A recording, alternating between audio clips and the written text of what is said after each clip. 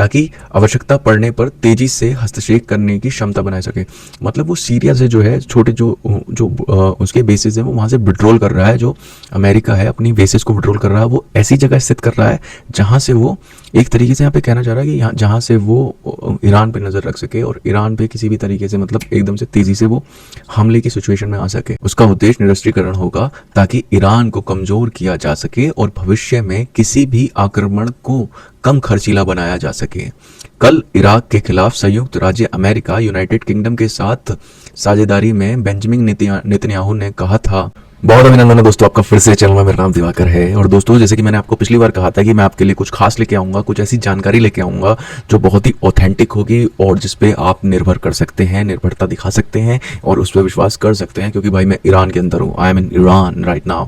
मैं जानता हूँ हो क्या रहा है, कैसी सिचुएशन है, क्या लोगों के दिमाग में है, क्या राजनीतिक हलचल हो रही है, ये सारी चीज़ें मैं जानता हूँ। तो आप बिल्कुल रिलायबल हो सकते हैं मेरे ऊपर। और पिछली वीडियो में जो कमेंट सेक्शन था वो बहुत ही अभद्रता से भर गया था। उन लोगों के लिए मैं ये कहना चाहता हूँ तुम नीच हो और नीच तुम्हारी सोच है और तुम्हारी कोई औकात नहीं है मेरे सामने। जब तुम गूगल पे मेरा नाम टाइप करोगे तो तुम्हें गूगल बताएगा कि हाँ दिवाकर कौन है।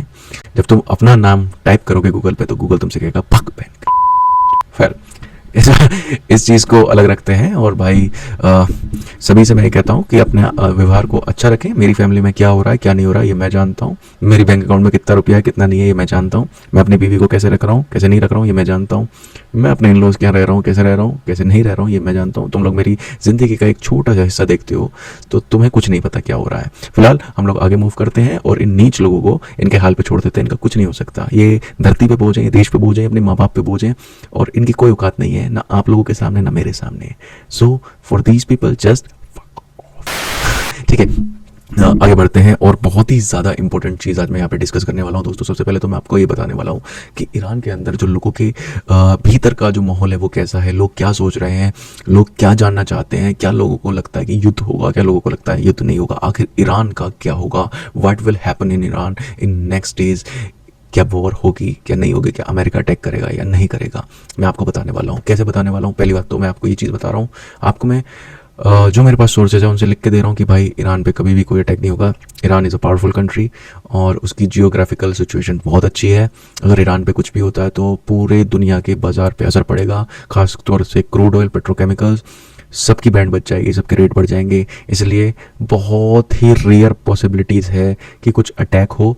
फुल स्केल वॉर इम्पॉसिबल है, आज मैं लिख के दे रहा हूँ, आप लिख लो, नोट कर लो। ईरान में कभी भी फुल स्केल वॉर नहीं होगी। हो सकता है छोटा मोटा कॉन्फ्लिक्ट हो बट फुल स्केल वॉर कभी नहीं होगी। भाई यहाँ मज़े में हूँ, मेरे को कोई दिक्कत नहीं है। जो लोग पिछली वीडियो में उल्टा सीधा कर रहे थे इसके साथ तो सही हुआ, इसके साथ अबे भाई मेरे साथ सही हुआ, मैं जानता हूँ बिल्कुल सही हुआ। मेरे साथ ऐसे ही होना चाहिए, मैं इतने ही मज़े में रहना चाहिए और तुम वहीं गंदगी में सड़ते रहने चाहिए क्योंकि तुम गंदगी के ढेर हो, कूड़े हो, कीड़े हो और कीड़ा हमेशा गंदगी में नाली के कीड़े हो तुम लोग, जो कि बिलबिलाता रहता है। तो तुम वहीं ठीक हो, मैं अपना मस्त हूँ भाई। और जो लोग हमसे मुझसे प्यार करते हैं वो भी अपनी ज़िंदगी में मस्त हैं भाई, वो भी बढ़िया कमा रहे हैं, खा रहे हैं, मुझे देख रहे हैं, एंजॉय कर रहे हैं। मिलते हैं तो फोटो खिंचवाते हैं और रिस्पेक्ट करते हैं और हम उनकी रिस्पेक्ट करते हैं। लेकिन तुम नाली के कीड़े हो, नाली के कीड़े नाली में मर जाओगे। खैर आगे बढ़ते हैं, नाली के कीड़ों को जाने देते हैं। तो दोस्तों हम यहाँ से आगे बढ़ते हैं और मैं आज आपको बताता हूँ कि जो ईरान का एक बहुत ही चर्चित न्यूज़पेपर है, जैसे कि हर देश का एक बहुत चर्चित न्यूज़पेपर होता है, ग्लोबल न्यूज़पेपर होता है, जैसे इंडिया का टाइम्स ऑफ इंडिया है, द हिंदू है, इसी तरीके से का अमेरिका का वॉल स्ट्रीट जर्नल है और दूसरे मतलब देशों के अपने अपने हैं। चाइना का द ग्लोबल करके है जहाँ तक मुझे ध्यान है। ऐसे ही ईरान का एक बहुत ही चर्चित और ग्लोबल जो कि इंग्लिश में प्रकाशित होता है उसका नाम है तेहरान टाइम्स।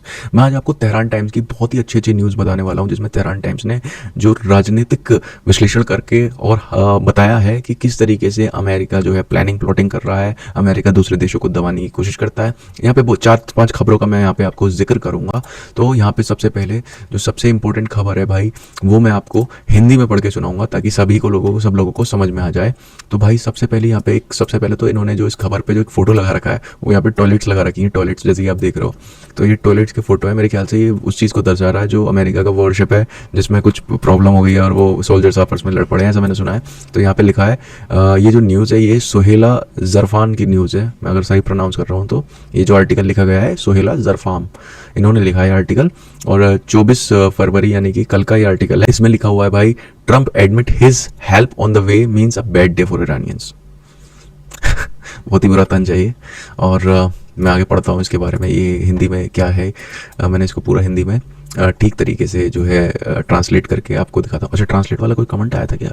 तब्दील, तब्दील और ट्रांसलेट, तब्दील का मतलब क्या होता है? कन्वर्टित होता है। अबे क्या बोलूं यार इन्हें झांटू लोगों को।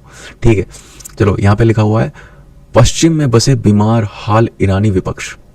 ये वाला आर्टिकल में लिखा हुआ है इन्होंने, पश्चिम में बसे बीमार हाल ईरानी विपक्ष गुट जो 1979 की इस्लामिक क्रांति के दौरान सत्ता से बेदखल हो गए थे, या देश की नई राजनीतिक व्यवस्था में जगह बनाने के लिए इमाम खुमैनी और उनके समर्थकों की लोकप्रियता का मुकाबला करने में विफल रहे। लगभग 5 दशकों से निर्वाहन यानी एग्जाइल, जो अपोजिशन है, जो इरानियन अपोजिशन है दूसरे देश में, ये एग्जाइल है।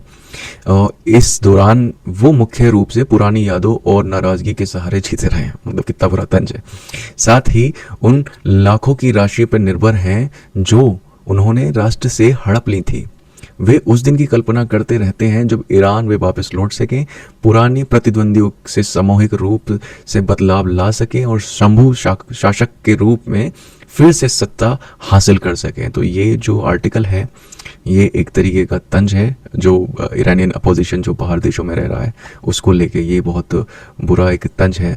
ये तेहरान टाइम्स की न्यूज़ है, एक बहुत ही इंपॉर्टेंट न्यूज़ है जिसमें मॉस्को और बीजिंग के बारे में बात हो रही है, यानी कि रशिया और चाइना के बारे में बात हो रही है। ये मोहम्मद सराफी का आर्टिकल है, ये चीफ एंड एडिटर है तेहरान टाइम्स के।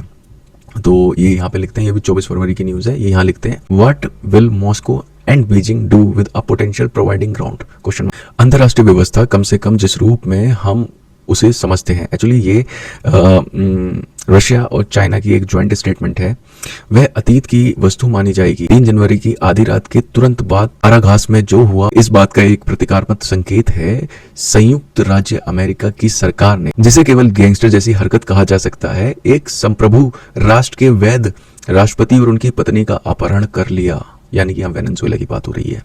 डोनाल्ड ट्रंप ने स्पष्ट और बेबाक तरीके से इसकी घोषणा की कि यह सब वेनेजुएला के तेल के लिए किया गया है। तो यहाँ पे जो बीजिंग और चाइना और रशिया ने बहुत ही ज़्यादा कटाक्ष करा कि भाई इन्होंने गैंगस्टर जैसी मतलब हरकत करी है, किसी एक बहुत ही डेमोक्रेटिक देश के में अटैक करके उनके राष्ट्रपति और उनकी पत्नी को अपहरण कर लिया और फिर खुले में कह दिया कि भैया हमने तो तेल के लिए करा है। मतलब ये यहाँ पे दिखा रहे हैं कि अमेरिका किस तरीके से अपनी दबंगाई करता है, अमेरिका गुंडागर्दी करता है किस तरीके से, इस आर्टिकल में ये दिखाया गया है और ये लिखा गया है और ये काफ़ी हद तक सच भी है। चाहे आप जो भी इंडिया और अमेरिका के रिश्ते हैं, लेकिन हम सब जानते हैं कि डोनाल्ड ट्रंप ने कहीं ना कहीं हमारे प्राइम मिनिस्टर नरेंद्र मोदी की इमेज को खराब करने की पूरी कोशिश करी है, डिफरेंट तरीकों से उल्टे सीधे बयानबाजी करके। चाहे वो इंडिया पाकिस्तान का कॉन्फ्लिक्ट क्यों ना हो, उसमें उन्होंने बयानबाजी करी है जो कि मतलब बेसिर पैर की बयानबाजी की मैंने युद्ध रुकवा दिया। भाई तुम कौन होते हो युद्ध रुकवाने वाले? तो दोस्तों एक नए आर्टिकल पे आ जाते हैं, एक नई खबर पे आ जाते हैं, बहुत इंपॉर्टेंट है, ये भी अमेरिका से रिलेटेड है और ये सीरिया से है। इसका जो कनेक्शन है वो सीरिया से है और ये जो आर्टिकल है वो वसीम बरहानी का है और ये लिखते हैं इस पे कि यूएस विड्रॉल फ्रॉम अल-तफन बेस से यूएस ने अपनी सेनाओं को विड्रॉल कर लिया। 24 फरवरी का ये आर्टिकल है। इसमें ये लिखते हैं कि the United State withdrawal from the al-Tanf base in southern Syria signal a shift in a military strategy rather than a full exit. मतलब ये अपनी मिलिट्री स्ट्रेटेजी को शिफ्ट कर रहे हैं, ये फुल एग्जिट नहीं है इनका। इसका मैं हिंदी में आपको अनुवाद बता देता। दक्षिण सीरिया में अल-तफन अड्डे में संयुक्त राज्य अमेरिका की वापसी पूर्ण प्रस्थान नहीं है, मतलब पूरी तरीके से विड्रॉल नहीं हो रहा है, बल्कि उसकी सैन्य राजनीति का एक बदलाव संकेत है। मतलब वो अपनी जो है स्ट्रेटेजी बदल रहा है। तो यहाँ पे वॉशिंगटन प्रतीत होता है कि खुली और संवेदनशील स्थितियों में अपनी उपस्थिति कम कर रहा है, जबकि अधिक सुरक्षित और संकीर्ण स्थानों में अपनी मौजूदगी को मजबूत कर रहा है। यानी कि वो अपनी जो है एक तरीके से उसको कहते हैं रिप्लेसमेंट या अपनी सैन्य अड्डों में तब्दीली कर, ताकि आवश्यकता पड़ने पर तेजी से हस्तक्षेप करने की क्षमता बना सके। मतलब वो सीरिया से जो है छोटे जो उसके बेसिस हैं वो वहाँ से विड्रॉल कर रहा है। जो अमेरिका है अपनी बेसिस को विड्रॉल कर रहा है, वो ऐसी जगह स्थित कर रहा है जहाँ से वो एक तरीके से यहाँ पे कहना चाह रहा है कि यहाँ जहाँ से वो ईरान पे नज़र रख सके और ईरान पे किसी भी तरीके से मतलब एकदम से तेजी से वो हमले की सिचुएशन में आ सके। संयुक्त राज्य अमेरिका ने 2014 में दाइश, यहाँ दाइश से मतलब है आईएसआईएस से मुकाबले के बहाने अल-तफन अड्डे की स्थापना की थी। आईएसआईएस से जब इनका युद्ध हुआ था, आईएसआईएस को जब खत्म करने की अमेरिका ने जो है अपने जो सेना भेजी थी, तब इन्होंने अल-तफन अड्डे की स्थापना करी थी। एक समय ऐसा था जब सीरिया भर में 22 स्थानों पर अमेरिका बल तैनात थे। यह संख्या अब घटकर 9 रह गई और अंततः 1 या 2 तक सिमट सकती है। मतलब यहाँ पर जो इनके जो बेसिस हैं जो पहले कभी 22 होते थे पूरे सीरिया में, आज वो 9 रह गए हैं और अनुमान लगाया जा रहा है कि भाई ये 1-2 तक सीमित हो सकते हैं। अल्तफन से हटने के बाद अब 2 प्रमुख अमेरिकी अड्डे शेष हैं। एक रोमलान में है, जहाँ अमेरिकी कमांड सुविधा और हेलीकॉप्टर लैंडिंग पट्टी मौजूद है, और दूसरा कसरक में जो तल तम्र के पास हसरा तल तम्र सड़क पर स्थित है। क्या नाम है भाई। कहने का मतलब ये है कि अमेरिका अपने बेसिस को हटा रहा है, तब्दील कर रहा है, रिप्लेसमेंट कर रहा है, ताकि वो जो है ईरान पर नजर रख सके, स्थितियों को बदल रहा है जो कि सीरिया में है। ये बहुत ही देखने वाली बात है। यहाँ पे 3-4 इंपॉर्टेंट न्यूज़ है, शायद आपको कहीं पता नहीं लगी होंगी, ये मैंने अभी बताया, ये तेहरान टाइम्स में छपी हैं। बहुत ही और इम्पोर्टेंट न्यूज़ है, जो कि आर्टिकल लिखते हैं मुनीर दायर, लेटर टू डिल्यूजनल ईरानियंस। भाई ये बड़ा खतरनाक है। ये यहाँ पे लिखते हैं हिंदी में, तब्दील ट्रांसलेट कर देता हूँ। यदि आप पश्चिम में रहने वाले एक ईरानी हैं और यह मानते हैं कि आपके देश पर अमेरिकी या इजरायली बम गिरेगी ताकि वह जीवन बेहतर हो सके, तो आप आशावादी नहीं हैं, आप भोले हैं। राज्यों के बीच युद्ध मानवीय अभियान नहीं होते, वे शक्ति के साधन होते हैं। ईरान के विरुद्ध संयुक्त राज्य अमेरिका और इजराइल के किसी भी संयुक्त अभियान का एक मुख्य उद्देश्य सुधार नहीं होगा। यह लोकतांत्रिक नहीं होगा, वह समृद्ध नहीं होगा। उसका उद्देश्य निरस्त्रीकरण होगा ताकि ईरान को कमजोर किया जा सके और भविष्य में किसी भी आक्रमण को कम खर्चीला बनाया जा सके। कल इराक के खिलाफ संयुक्त राज्य अमेरिका यूनाइटेड किंगडम के साथ साझेदारी में बेंजामिन नेतन्याहू ने कहा था, आज ईरान के खिलाफ संयुक्त राज्य अमेरिका और इजराइल है और दोनों का नेतृत्व वही बेंजामिन नेतन्याहू कर रहे हैं। दोनों आक्रमण का निर्देश वही है, उसका आकलन वही है, उसकी राजनीति वही है, बस क्षेत्र अलग है, यानी कि देश अलग है। उद्देश्य वही है कि ग्रेटर इजराइल परियोजना में एक और ईंट जोड़ना, अंतिम बड़े अवरोध को समाप्त कर। यह युद्ध कोरोना के बारे में नहीं बल्कि क्षमता के बारे में है। तो ये वाला जो आर्टिकल है, ये बड़ा ही पावरफुल आर्टिकल है जो तेहरान टाइम्स में छपा है। तो दोस्तों, ये जो न्यूज़ मैंने आपको दी है, ये सारी बातें मैंने आपको बताई हैं, शायद किसी भी न्यूज़ चैनल में नहीं मिलेगी आपको। ये सारी आर्टिकल्स तेहरान टाइम्स में मैंने लिए हैं, तेहरान टाइम्स से मैं आपको बता रहा हूँ। और आप निश्चिंत रहें, कोई भी युद्ध की कैसी भी परिस्थिति नहीं बनने वाली दोस्तों, बिल्कुल निश्चिंत रहें।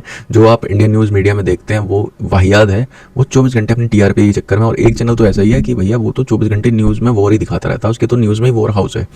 तो आप इंडियन न्यूज़ पे तो बिलीव ही मत करें, आप ऑथेंटिक न्यूज़ देखें। थोड़ी बहुत 2-4 चैनल्स हैं जो कि ऑथेंटिक हैं, कुछ यूट्यूबर्स हैं जो कि ऑथेंटिक न्यूज़ दिखाते हैं, बाकी कुछ ऐसे यूट्यूबर्स हैं जो मतलब हर समय ये कहेंगे कि कल युद्ध हो जाएगा, आज रात मिसाइल गिरेगी, 24 घंटे में गिरेगी। भाई ऐसा कुछ नहीं होने वाला। थर्सडे में जनीवा में मीटिंग हो रही है अमेरिका और ईरान, देखते हैं क्या निकलता है। और जहां तक है पॉसिबिलिटीज पूरी हैं, दोनों तरफ से बयानबाजी हो रही है, और अमेरिका ये जो चारों तरफ वॉरशिप लगाया हुआ है, ये प्रेशर बनाने के लिए है और कुछ नहीं है भाई। यहाँ पे लोग बढ़िया शांत है, कोई दिक्कत की बात है नहीं। हाँ, 1-2 जगह अभी हाल फिलहाल में कुछ प्रोटेस्ट के बारे में के लिए मिला था, आगे उसका अगली वीडियो में उसके बारे में बात करेंगे कि आखिर वो है क्या। और मुझे उम्मीद है आपको ये वीडियो अच्छी लगी होगी, क्योंकि इसमें बहुत सारी जानकारी थी, इन्फॉर्मेटिव वीडियो थी, आपको बहुत ज़्यादा इन्फॉर्मेशन आपको मिली होगी। तो दोस्तों, उम्मीद करता हूँ वीडियो आपको अच्छी लगी हो, और ओम नमो नारायण।